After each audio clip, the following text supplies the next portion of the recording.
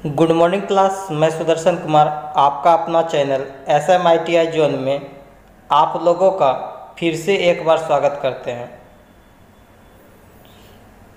आज के इस वीडियो में मैं आप लोगों को बेसिक इलेक्ट्रिसिटी चैप्टर के 15 ऑब्जेक्टिव प्रश्न को बताऊंगा जो अरिहंत बुक से लिया गया है। और ये 15 ऑब्जेक्टिव क्वेश्चंस आपके एग्ज़ाम के लिए काफ़ी हेल्पफुल होगा। चलिए हम स्टार्ट करते हैं 15 ऑब्जेक्टिव क्वेश्चंस, जबकि 60 तक हम करा चुके हैं। उसके अलावा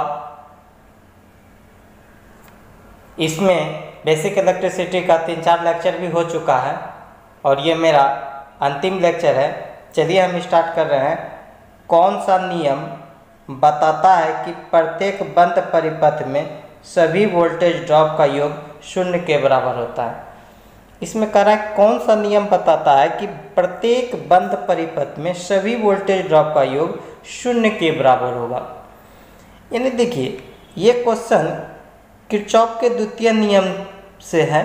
पहले इस किरचॉफ का द्वितीय नियम को हम लोग समझ लें कि किरचॉफ का द्वितीय नियम क्या होता है। देखिए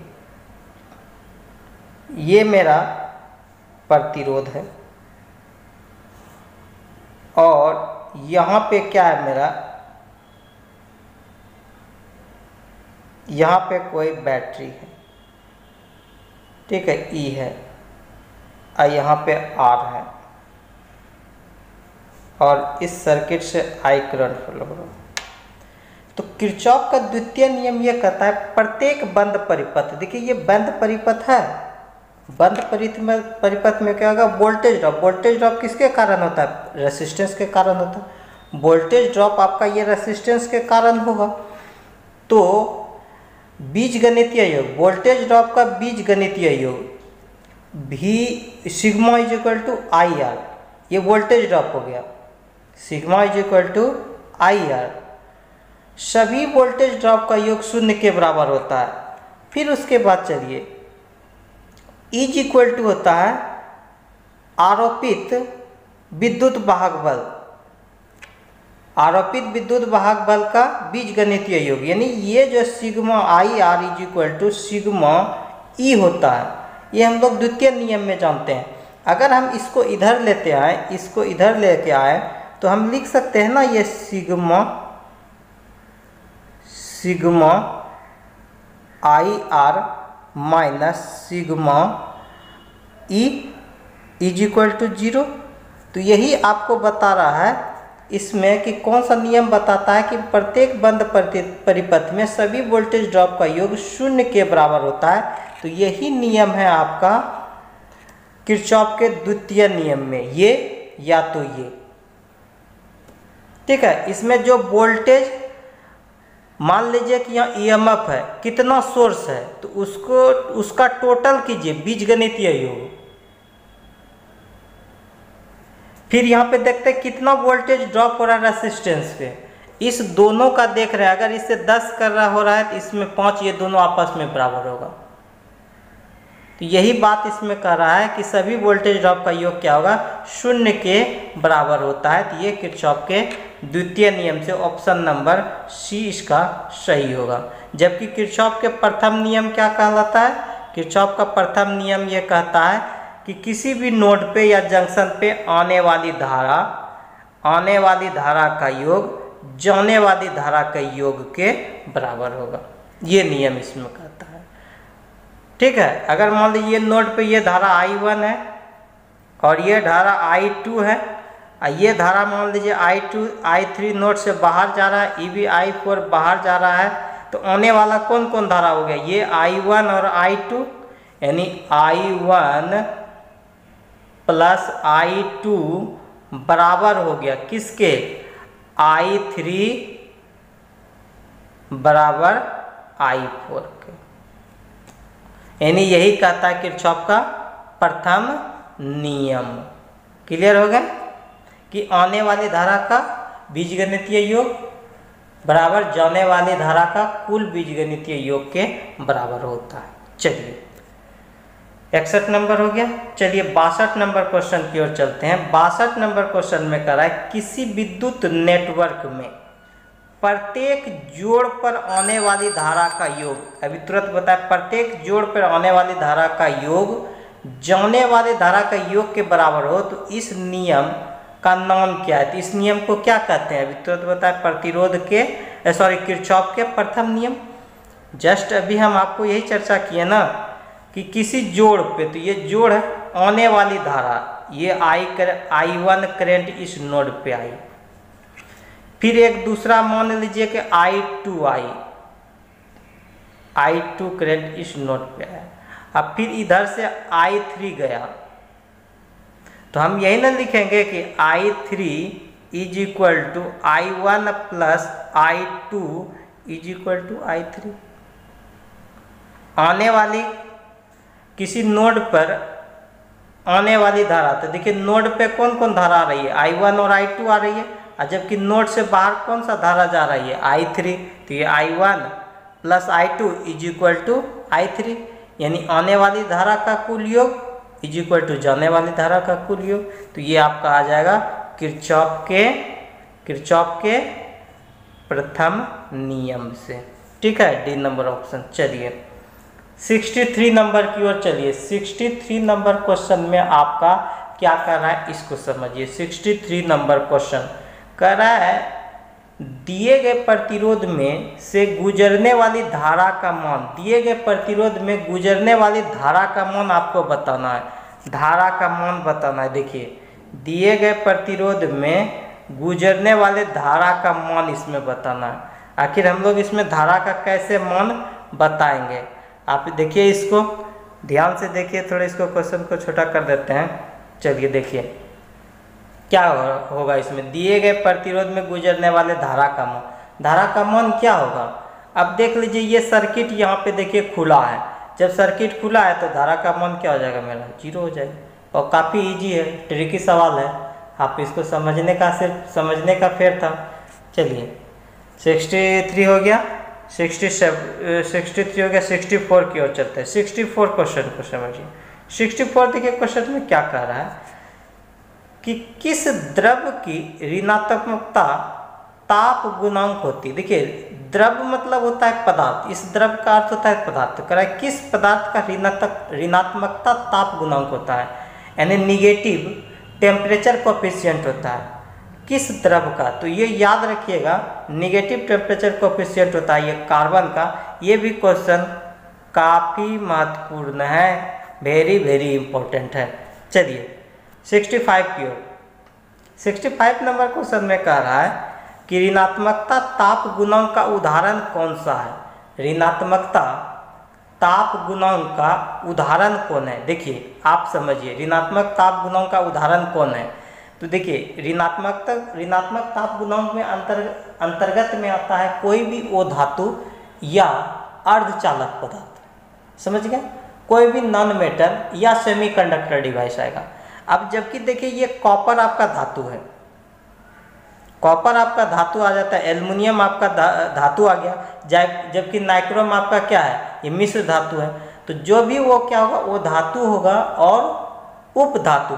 तो इसमें एक ही ना आपका वो धातु माइका दिख रहा है, ये माइका, तो ये क्या होगा? ऋणात्मक ताप गुणांक होगा, जिसका हम लोग क्या करेंगे, अगर टेम्परेचर बढ़ाएंगे तो उसका ताप गुणांक क्या होगा? अगर टेम्परेचर बढ़ा रहे हैं, अगर उसका तापमान बढ़ा रहे हैं तो उसका टेम्परेचर बढ़ा रहे हैं तो उसका ऋणात्मक ताप गुणांक क्या होगा?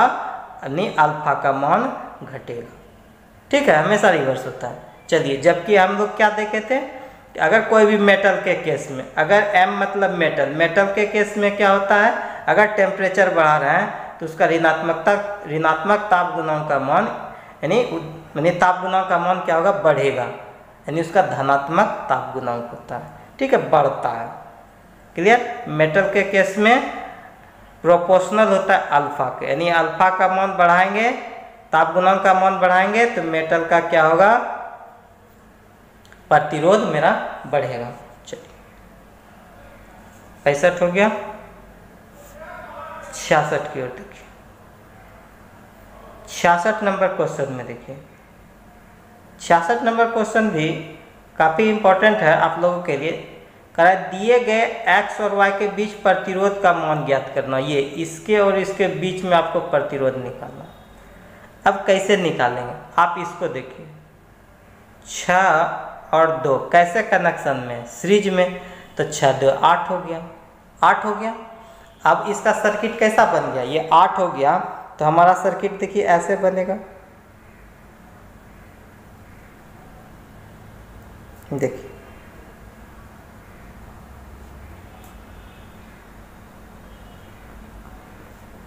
ऐसा बन गया, चूंकि ये 8 हो गया।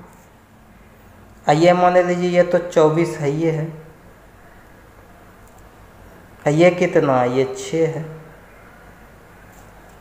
अब ये देखिए ये तीनों किस रूप में कनेक्शन में, पैरेलल है। तो पैरेलल के लिए आप क्या जानते हैं, सबको पैरेलल के लिए आप 1/8 प्लस 1/24 प्लस 1/6, इसको आप सॉल्व कर लीजिए।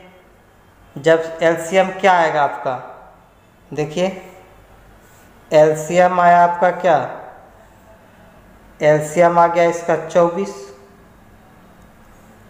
8 तिया 24, 1 6 चौके 24, कितना हो जाएगा 4 4 8/24, 8 तिया 24, यानी इसका मान क्या हो जाएगा 3 ओम, बी नंबर ऑप्शन।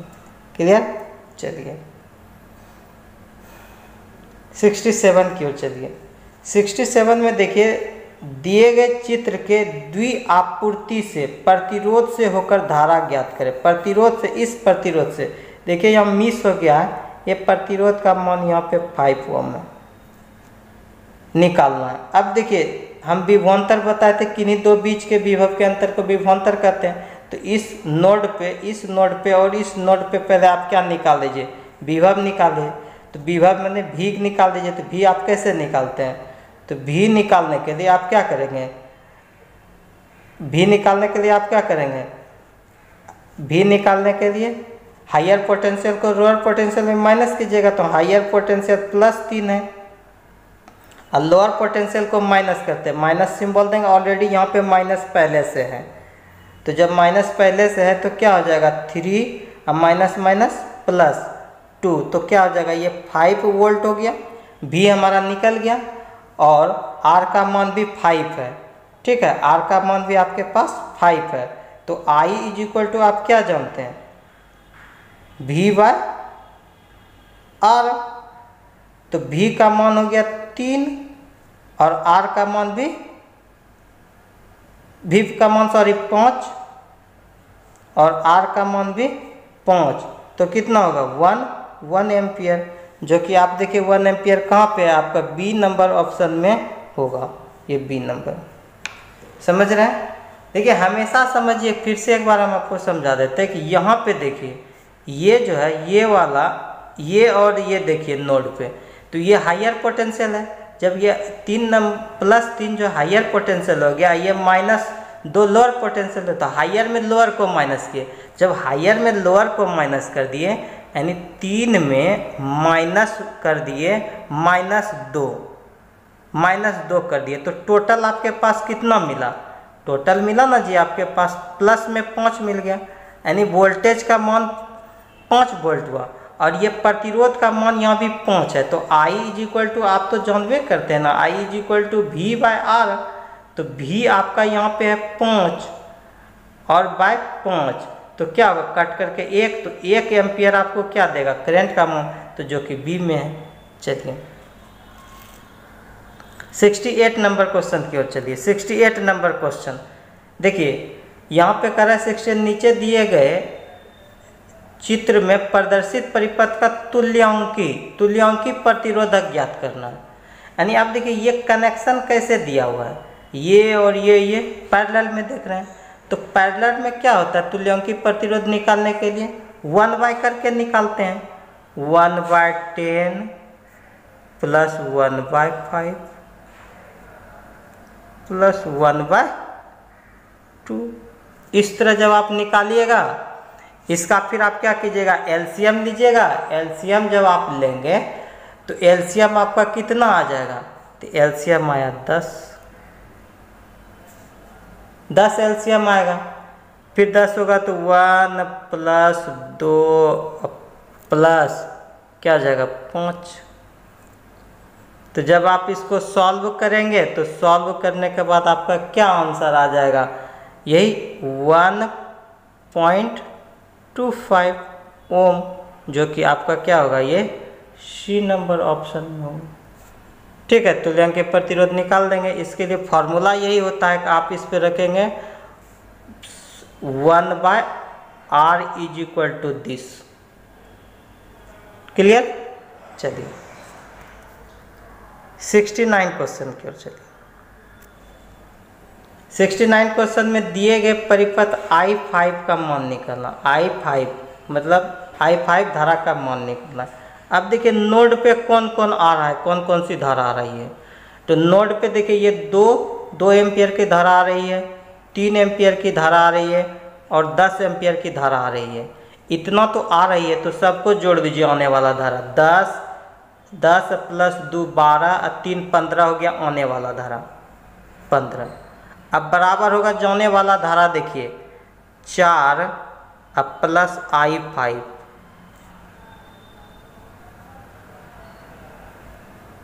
ठीक है, I5। अब जब आप इसको सॉल्व कर देंगे तो 15 में इसको देखिए माइनस कर दीजिए तो 11 होगा। 11 = क्या हो जाएगा, I5। यानी I5 जो है करंट का मान क्या हो जाएगा, 11 एम्पियर। तो ये बी नंबर ऑप्शन, यानी आने वाली धारा बराबर होता है जाने वाली धारा।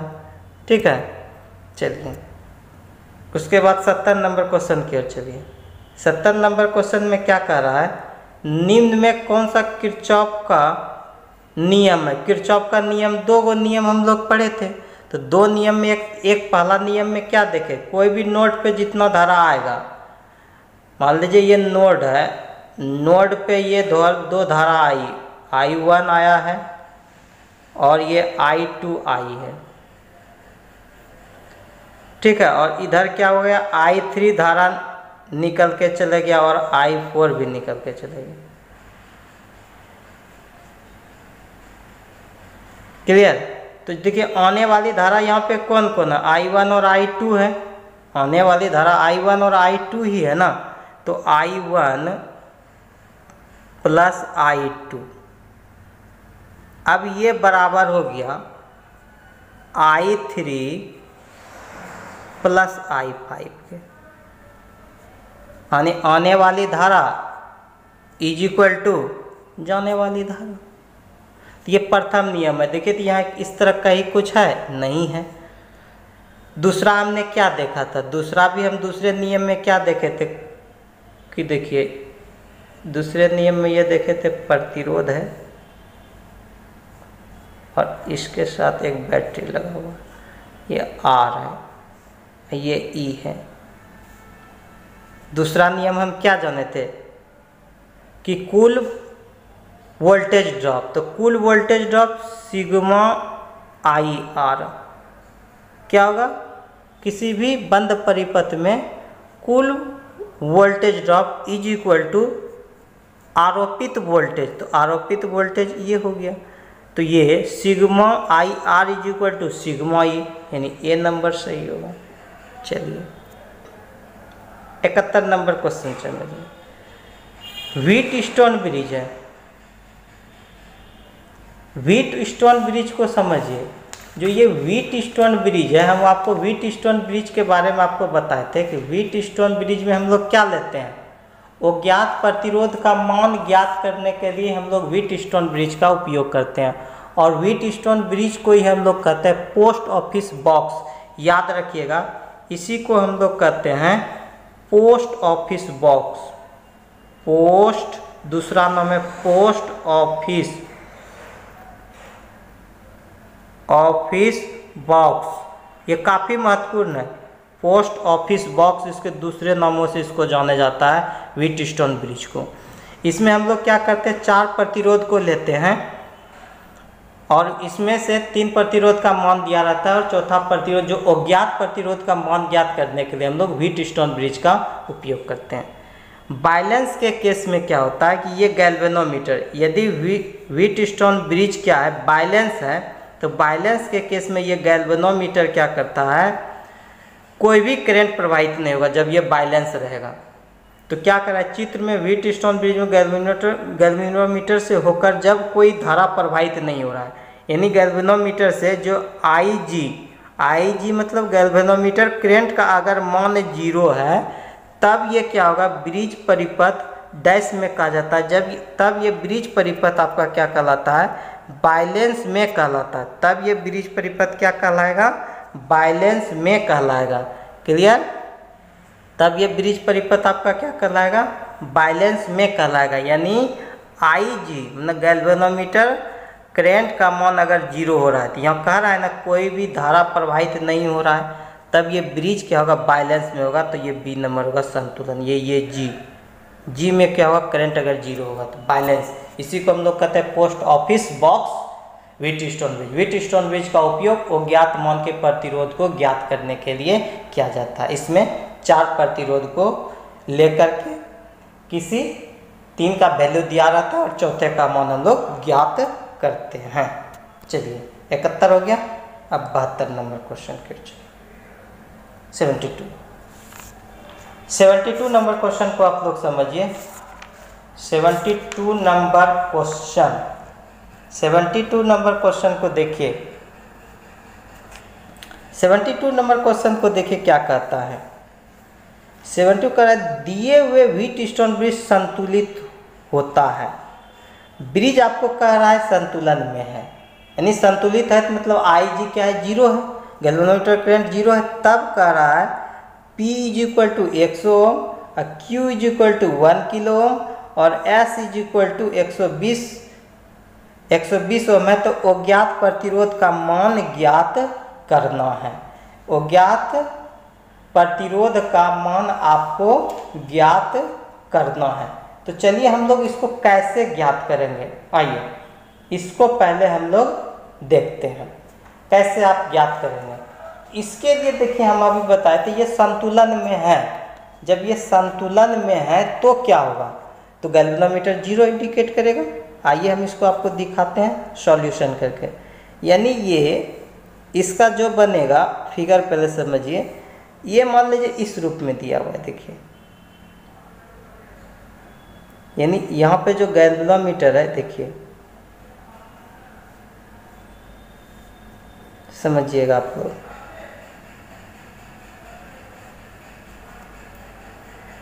इस तरह ये 4 प्रतिरोध इसमें दिया है, ठीक है। ये मेरा गैल्वेनोमीटर है। ये जो है आप देखिए इसमें जो दिया हुआ है आपका P का मान दिया हुआ है 100, ठीक है। ये P है, ये Q है, ये क्या हो गया R है, और ये आपका दिया हुआ S। क्लियर है? और हमको क्या करना है, ये R का मान निकालना है, अज्ञात प्रतिरोध है। ये सारा दिया हुआ है, P का मान 100 दिया हुआ है, ये सारा दिया हुआ है ना, P का मान दिया हुआ है, फिर Q का मान दिया हुआ है, S का मान दिया हुआ है, हमको R का मान निकालना है। तो जो बैलेंस के केस में क्या होता है, ये P/Q, इसको हम लोग कर देंगे P/Q और S/R। जब से संतुलन के केस में रहेगा तो यही ना करेंगे जी, P/Q